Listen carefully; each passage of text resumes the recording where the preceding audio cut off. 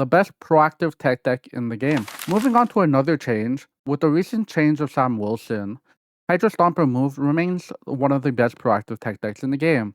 I personally talked to the creator of this list, and what they said is it's actually not really that big of a difference. It almost feels like kind of a buff, but probably not a buff. Sam Wilson Shield did give us some thing value being on the board all the time. However, Sam Wilson at 2-3 is making up for it in my opinion, and that's what they told me.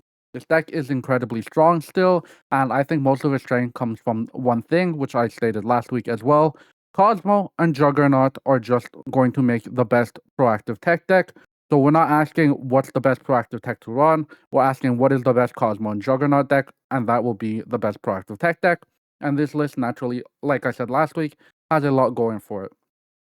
First of all, Madame Web Cosmo makes it so essentially you can play Cosmo into all three lanes, and it makes your opponent very hard to read where your Cosmo is, and Cosmo is a very disruptive piece, as well as Hellion being able to move the Cosmo as well. It just becomes a very, very hard thing to deal with in the right pilot's hands. On top of that, Juggernaut both naturally synergizes with the Hydra Stomper stuff because you're playing a Craven, you're playing a Miles, you can get some value from that. But Juggernaut is also just one of the bigger disruptive pieces. If you already have a Cosmo on board, you might Juggernaut, let's say, the Shallow Surfer player, and that makes it very hard to deal with Brood. And then on top of that, it just has a lot of natural play into these decks now. When you're thinking about like a Shallow Surfer deck, a Spider Punk may make your Maverick smaller, meaning the rest of your board smaller. It has some play there.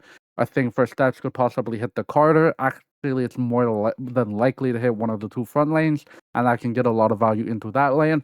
On top of just having one of the better points packages in the game, I think as long as this deck remains as strong in points, it's always going to be the best reactive tech deck in the game, just because Madame Web, Cosmo, and then being a Juggernaut as well is just one of the strongest things basically perpetually to do as a proactive tech deck player.